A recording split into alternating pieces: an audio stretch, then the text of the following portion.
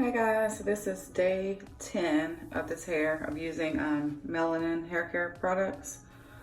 My hair feels really soft, not extremely moisturized. It's feeling a little bit dry, not like crunchy. My ends aren't crunchy.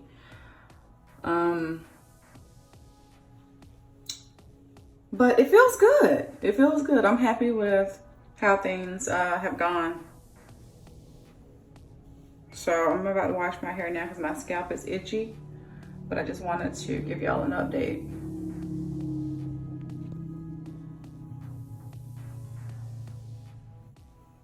Excuse my big forehead.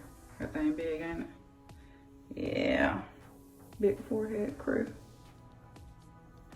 And I haven't retwisted it the past couple of nights. I haven't done anything to it but put it up into like a pineapple.